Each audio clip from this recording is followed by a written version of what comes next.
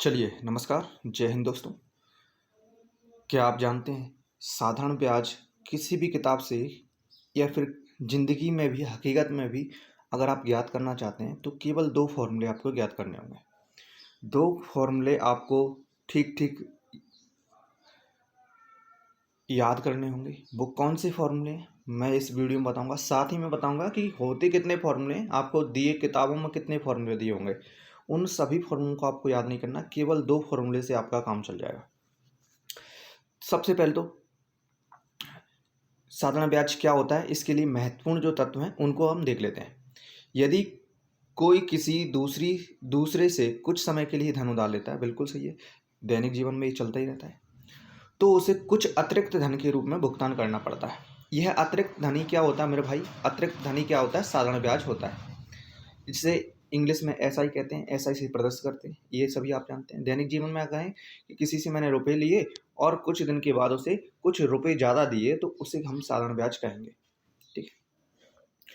अब अर्थात प्रत्येक निश्चित अवधि में ब्याज की गणना मूलधन पर ही की जाती है। जो अवधि यानी यहाँ पे अवधि से होता है समय का मतलब।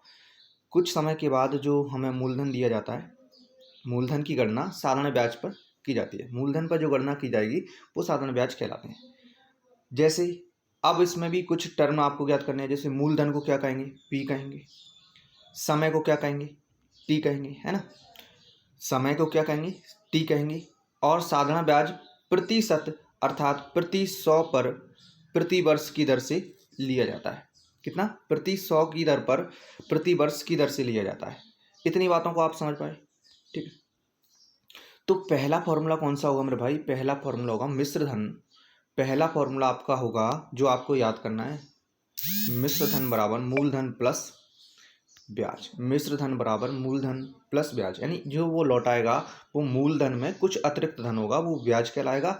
ये होता है मिश्र धन। दूसरा फॉर्मूला आपका क्या होगा? साधारण ब्याज बराबर P R T upon 100। P R T upon 100। ये 2 फॉर्मूले आपको याद कर लेने हैं, लेकिन इसके साथ में कितने फॉर्मूले आपको बनते हैं जो याद नहीं करने हैं। देखो, ये ब्याज निकालने का फॉर्मूला है, तो ब्याज मैंने ये यहीं का यहीं रहा और इस मूलधन को इधर कर दिया तो माइनस में जाएगा, तो मिश्र धन माइनस मूलधन। इसे आप याद कर सकते हैं वैसे ही, लेकिन एक को याद कर लिया तो ये अपने आप याद हो जाएगा। ठीक है। आगे देखिए, जो सब याद नहीं करने आपको। ठीक है। देखिए, अगर आप मिश्र धन निकालना चाहते हैं तो मूलधन प्लस ब्याज, ब्याज निकालना चाहते हैं तो मिश्र धन माइनस मूलधन, मूलधन निकालना चाहते हैं तो मिश्र धन माइनस ब्याज। ठीक है। ये एक से बने हैं, इससे 3 बने हैं आपके, है ना? ये दोनों ब्याज में मिले आपको। ठीक है। साधारण ब्याज बराबर मूलधन दर इंटू समय बटे 100। ये आपको याद कर लेना है। मैंने बताया था कौन से 2 फॉर्मूले, पहला और दूसरा, पहला और दूसरा, 2 आपको याद करने हैं। इसके अलावा कुछ भी याद नहीं करना है, कुछ भी याद नहीं करना है। चलिए बढ़ते हैं और आगे भी क्या दिए हुए फॉर्मूले। देखो, इतने सारे फॉर्मूले दिए हैं। अगर मूलधन ज्ञात करना है तो ब्याज इंटू 100 बटे दर इंटू समय। ठीक है। यानी एस आई इंटू 100 बटे आर इंटू टी। दर ज्ञात करना है तो ब्याज इंटू 100 बटे मूलधन इंटू समय, एस आई इंटू 100 बटे पी इंटू टी। समय ज्ञात करना है तो ब्याज इंटू 100 बटे मूलधन इंटू दर। ठीक है। ये सब कुछ याद नहीं करने, आपको केवल 2 फॉर्मूले ठीक ढंग से समझने, उनका उपयोग करना है।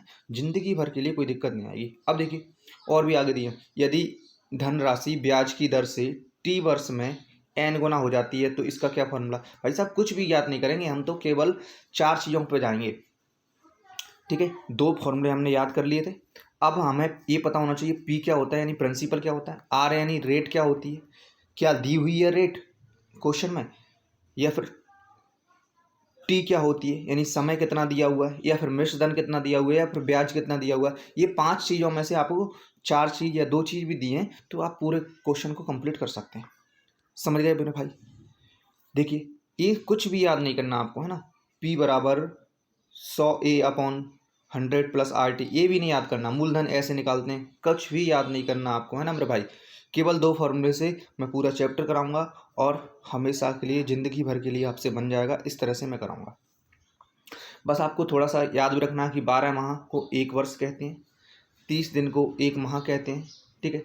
1 वर्ष में 365 दिन होते हैं। ये आपको सब छोटी छोटी बातें पता है। ठीक है। तो आप अगर निकालना चाहते हैं ट्रिक म्रिक पे ध्यान नहीं देना है। देखो इस तरह से ट्रिक म्रिक भी दिए होंगे, कितने सारे फॉर्मूले दिए हुए हैं, तो ये सब फॉर्मूले का उपयोग नहीं करना है आपको, कुछ भी नहीं करना है। केवल 2 फॉर्मूले कंप्लीट चैप्टर हम करेंगे, आप मेरे साथ कर सकते हो, ठीक है। देखिए इतने सारे फॉर्मूले आपको नहीं करने, केवल 2 फॉर्मूले से आपका काम चल जाएगा। कैसे करेंगे एसआई कंप्लीट, तो ये मेरे साथ जुड़ सकते हैं आप, ठीक है। थोड़ा सा परसेंटेज का आपको ज्ञान होना चाहिए। तो मिलते हैं फिर आज की वीडियो में। एसआई कंप्लीट करने के लिए आप जुड़ सकते हैं मेरे साथ। जय हिंद, जय भारत, जय किसान, धन्यवाद।